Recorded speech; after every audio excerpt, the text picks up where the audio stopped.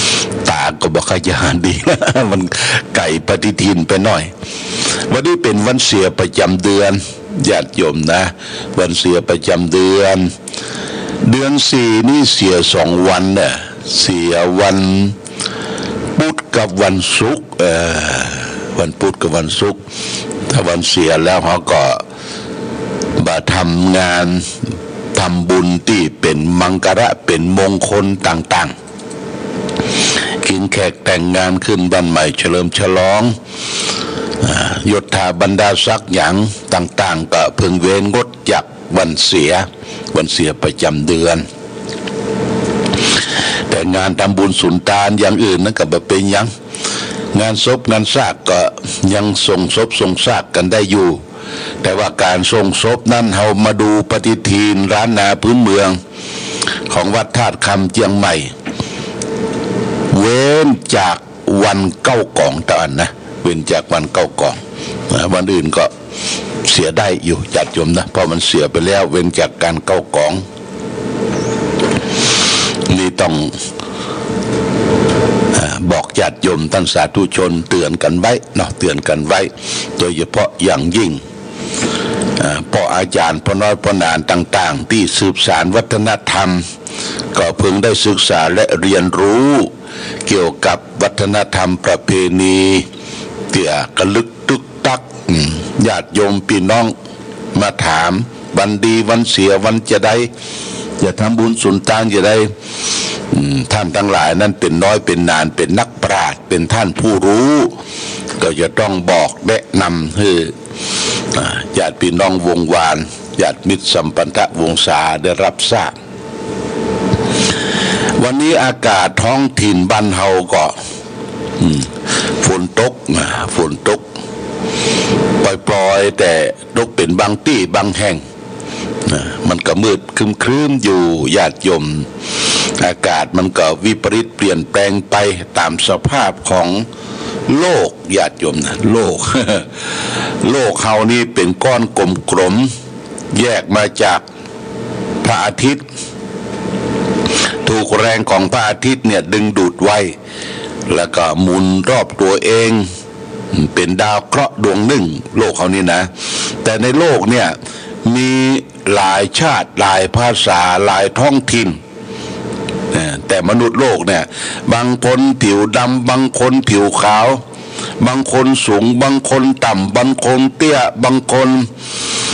มีลักษณะแตกต่างกันไปนี่ลักษณะท้องถิ่นของโลกถ้าจะอู้ถึงเรื่องของพุทธศาสนาพระบรมศาสดาตรัสว่าสัตว์โลกเนี่ยเกิดมาตามกรรมของภัยของมันนะสัตว์โลกเนี่ยเกิดมาตามกรรมแต่อายุไขของสัตว์โลกมนุษย์โลกเนี่ยมันก็อายุตึกตัวใดญาติโยมเปิ้นเฉลี่ยละกะปอจายเขานี่ก็ประมาณสัก75 ปีแม่ยิงก็ประมาณสัก80 ปีเนี่ยอายุเฉลี่ยของมนุษย์โลกแต่บางท่านบางคนก็อายุยืนนะยืนอายุบริหารร่างกายจิตใจโดยอาศัยหลักธรรมะมาประพฤติปฏิบัติออกกำลังกายอย่างสม่ำเสมอแล้วก็เราก็ได้ศึกษาอย่างครูบาอาจารย์สมัยก่อนโบราณบอกว่าครูบาศรีวิจัยก็ดีครูบาวัดพระบาทตากผ้าครูบาวัดน้ำบ่อหลวงครูบาอาจารย์ตะก่อนเนี่ยเพิ่นจะออกเดินธุดงค์นะเพิ่นมาอยู่กับที่ญาติโยมพออายุไขย่างเข้าไป40-50เนี่ยเพิ่นจะออกเดินเตสันติออกธุดงค์อยู่ตามป่าจ้าตามป่าตามเขาเพิ่นจะหยุดเมื่อร่างกายมันสามารถที่จะเดินได้แล้วก็ประมาณสัก60นะ60ป่าได้หยุดอยู่กับที่ก็ทำให้ร่างกายของครูบาอาจารย์ตะกอนนี่อายุยืนคือร่างกายที่ออกคือร่างกายที่ได้แล้วก็ได้ยินทราบข่าวว่าท่านมหาสมชาติเดินทางมาจากปุ้น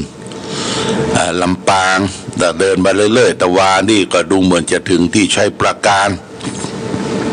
ก็จะมาที่วัดพระบาทอุดมเนอะญาติโยม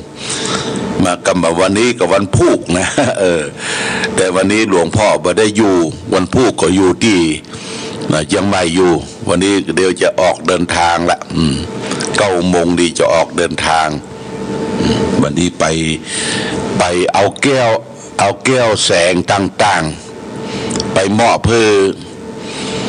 ท่านเจ้าอาวาสวัดกูม่านเพื่อจะได้เอาติดรอบองค์ชัดเจดีย์นะชัดเจดีย์ที่จะยกในวันที่23 มีนาคมเนี่ยญาติโยมเจดีย์ของวัดพระบาทอุดมที่ได้ปัดได้ซ่อมแต่ก็ยังบ่แล้วเนี่ยเจดีย์เนี่ยจะทำเป็นรูปแบบโบกฉาบเรียบร้อยแล้วก็จะได้แต่งต่อไปแห่งปีนึงปี66นี่เขาจะได้แต่งแต่จะยกชัดก่อนยกชัดวันที่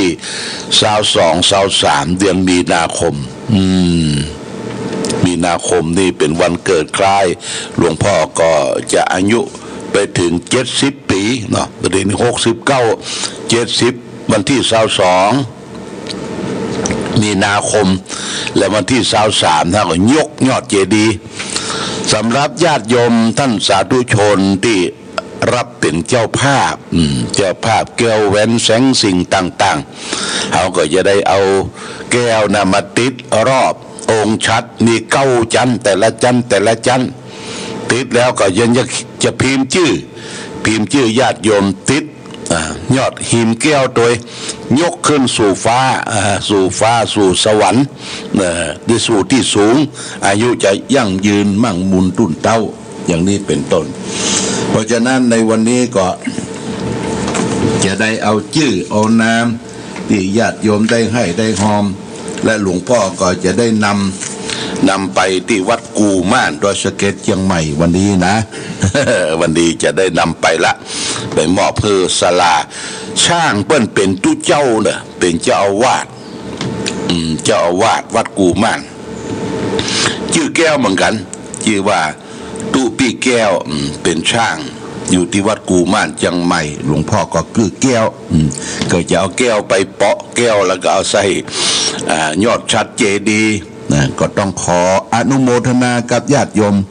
แต่วันนี้ก็มีแม่อุ้ยผันปัญญาบ้านสันป๋อได้นำเอาปัจจัย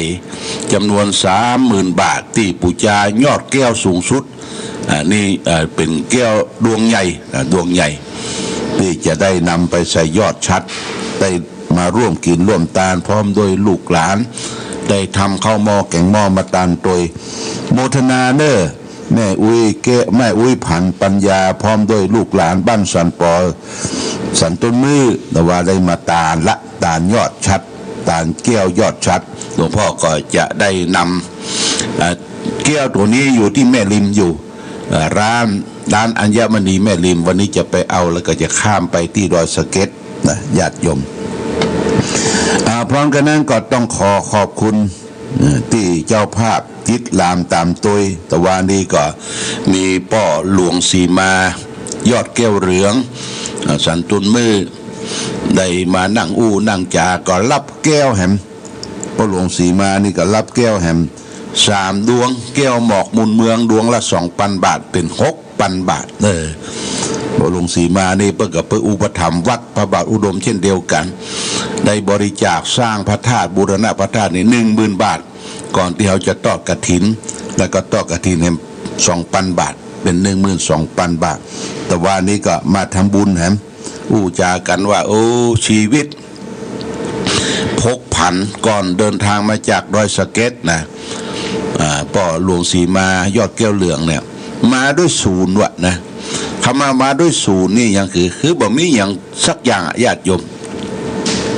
บ่มีอย่างสักอย่างด้วยความดีประวัติด้วยความดีด้วยความกตัญญูกตเวทิตาต่อพ่อต่อแม่มาบุกมาเบิกเอาได้ที่ให้ที่นาทีละเล็กละน้อยได้ก็จับจองที่สถานที่ต่างๆโดยมัธยัสถ์อดออมเลี้ยงลูกเลี้ยงหลาน สุดท้ายที่ทั้งหลายนะที่เปิ้นจับจองไว้มันขึ้นราคาเปิ้นก็ได้มีเป็นข้าบดีคนหนึ่งอยู่สันต้นมือก็เป็นผู้อุปถัมภ์วัดวาอารามหลายที่นะต้องขอบคุณเด้อป้อหลวงสีมาแม่จันทร์สงแก้วคำยอดแก้วเหลือง ยอดแก้วเหลืองปูจาเอาตะวานี่6,000 บาทแก้วแก่ละ2,000 บาทโมทนาสาธุโมทนาดังต่อไปนี้เนอแม่ขันแก้วปันหมอกนี่พลอยแดง1 เม็ด 1,000 บาทแม่คำเกลือการุณวงหัวฝาย1 เม็ด 1,000 บาทคุณจันทร์สมมณีจักตรังตลาดแม่สาวพลอยแดง1 เม็ด 1,000 บาทแม่อุ้ยผันปัญญาแก้วหมอกมุนเมืองลูกใหญ่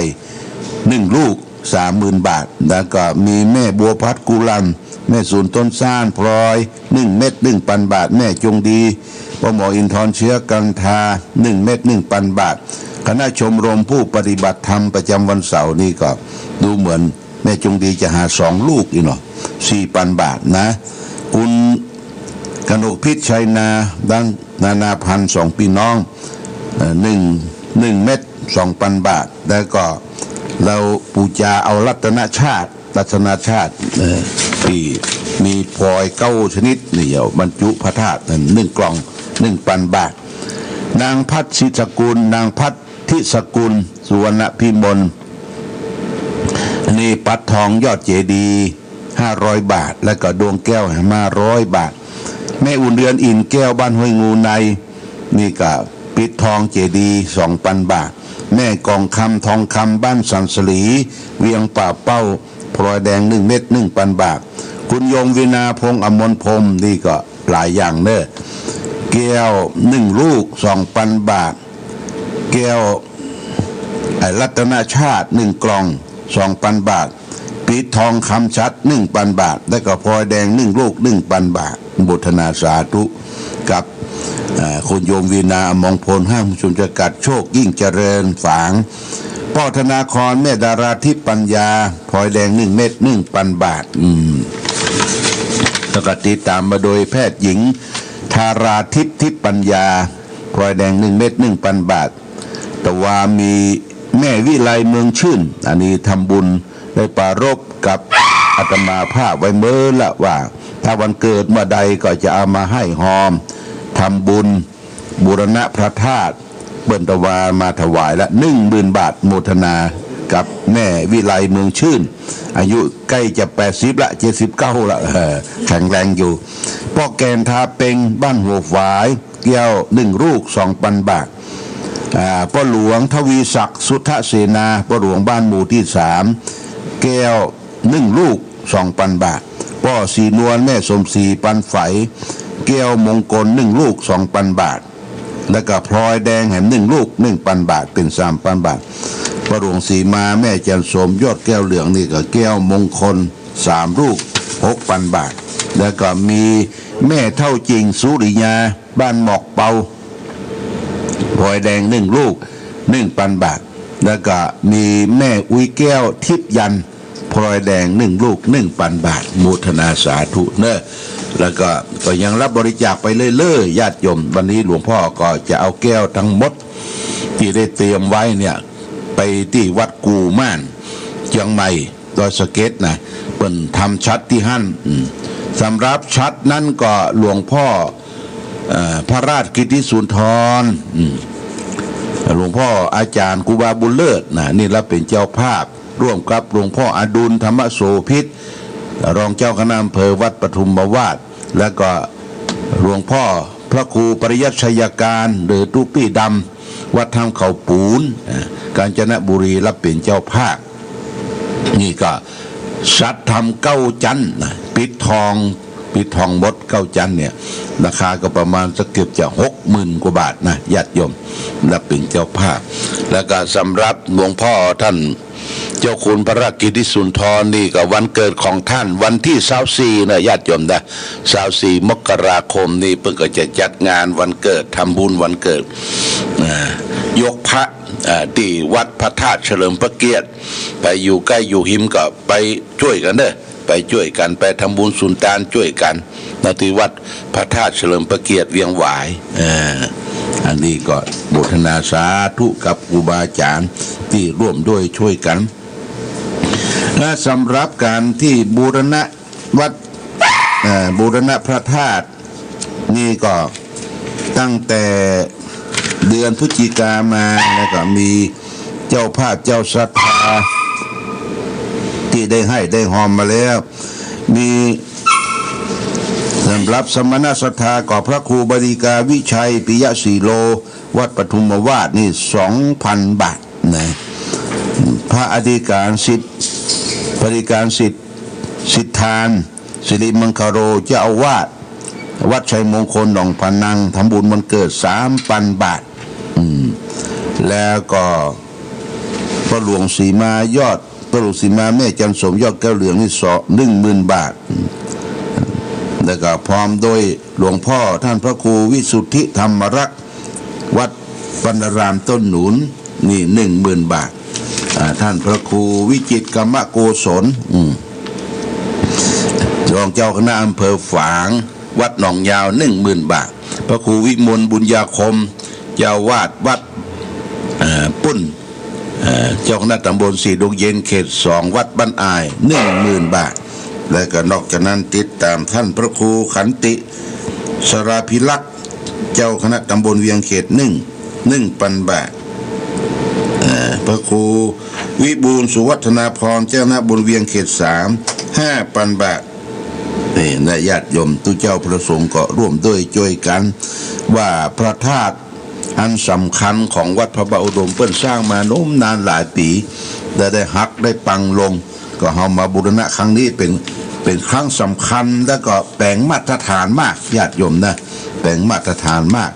แล้วก็บุโดยเล็กหลวหุ้มองค์พระธาตุใหม่หมดนะนี่ก็แจ้งญาติโยมทั้งหลายรับทราบมาณโอกาสนี้ตัวนะเอาละต่อไปก็จะอนุโมทนากับเจ้าภาพที่ได้ให้ได้หอม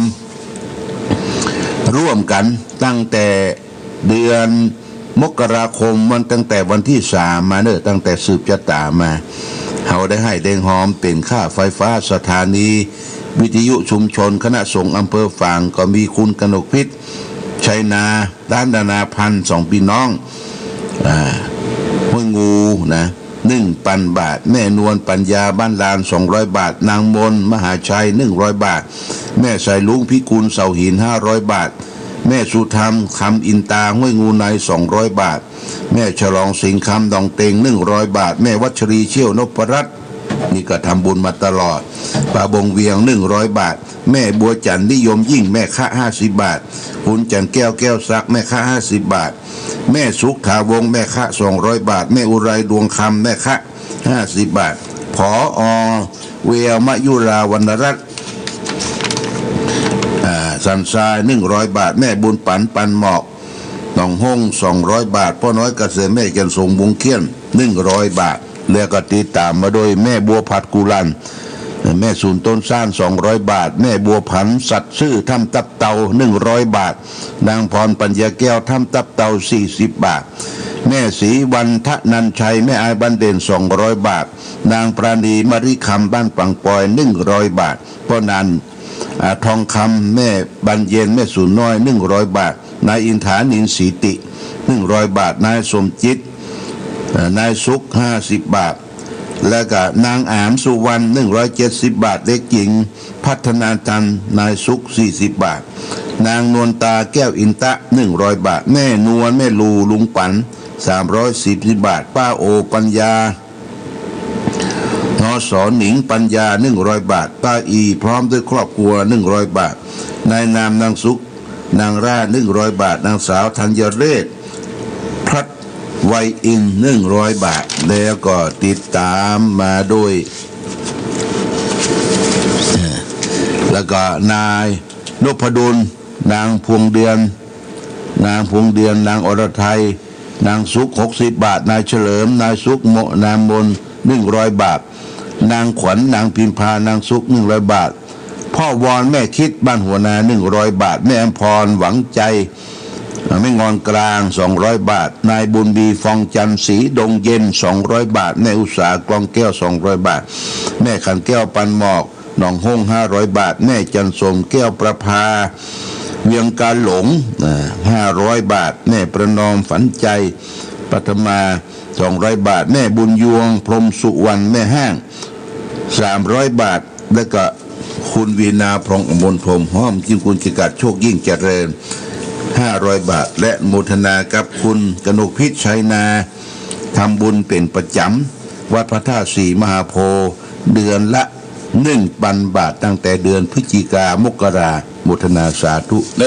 ญาติโยมสาธุชนทั้งหลายวันนี้ได้อนุโมทนาขอบคุณญาติโยมขาดตกบกพร่องที่อ่านไปก็ดีอย่างไรก็ดีก็ต้องขอสุมาอภัยมาณโอกาสนี้วันนี้ก็ได้รวบรวมปัจจัยต่างๆก็ส่วนหนึ่งก็นำไปฝากไว้ในธนาคารเป็นตัวว่ากองทุนวิทยุก็ดีกองทุนบูรณะเจดีย์ของวัดพระบาทอุดมก็ดีและกองทุนต่างๆนี่เขาไม่ได้เก็บไว้ที่วัดนะญาติโยมนะเอาฝากไว้ที่ธนาคารถึงเวลาก็มาเบิกใจใช้สอยบำรุงพระพุทธศาสนาในวาระโอกาสต่อไปวันนี้ก่อนจากการฝากรักธรรมะญาติโยมนะเอาง่ายๆนะเอาง่ายๆญาติโยมซื้อกินไม่หมดคดกินหมดนะซื้อกินไม่หมดคดกินหมดเล็กงอเอาไว้แป่งเขียวของอเอาไว้แป่งขอคนคดคนงอนี่ใจกันบ่ได้ญาติโยมนะเล็กงอนี่เพื่อแป่งเขียวเกี่ยวเข้าขอมีอย่างเอาไว้เกาะนั่นเกาะนี่แต่คนงอคนคดเนี่ยใจกันบ่ได้ขอนั้นคือมีความสัตย์ซื่อต่อตัวเองต่อเพื่อนต่อฟุ้งต่อพี่ต่อน้องต่อ10 สาวเจ้าบ้านต่อครูบาอาจารย์เนี่ยซื้อกินไม่หมดซื้อกินไม่หมดอย่างไรคือมันเพื่อนนิยมชมชอบว่าคนไหนมีความสัตย์จะสัตย์ซื่ออยู่ที่ไหนเปิ้นก็ฮักก็หุมบ่ได้รับการบังใบบ่ได้แอบบ่ได้แฝงอย่างต่างๆซื้อกินไม่หมดมันกินมาหมดตลอดชาติคนซื่อคนสัตย์มีสัจจะเนี่ยนะญาติโยมสำคัญถ้าเขาคดอย่างเดียวเนี่ยโอ้เหมือนกับใจกันบ่ได้หายเหลือเล็กเป็นเคี้ยวเป็นอย่างที่มันงอในเปิ้นยังใจประโยชน์ได้นี่ฝากไว้เป็นหลักคิดแก่ญาติโยมท่านสาธุชนทั้งหลายเอาทางวัดพระบาทอุดมสถานีเฮานี่ก็สนับสนุนให้ญาติโยมได้ฟังธรรรมะตลอดทั้งวันตลอดทั้งคืนธรรมะนั่นก็มีหลากหลายแล้วก็ผ่านไปทั้งคืนสีขาวญาติโยมเขาเลือกสรรฟังได้เนี่ยตู้เจ้าไหนชอบตู้เจ้าไหนชอบฟังแล้วคิดพิจารณาข้อสำคัญคือไหว้พระสวดมนต์นะทั้งเจ้าทั้งเย็นเจ้าก็โหธงชาติและเพลงชาติไทยเป็นสัญลักษณ์ของความเป็นไทยเราจงร่วมใจยืนตรงเคารพธงชาติด้วยความภาคภูมิใจในเอกราชและความเสียสละ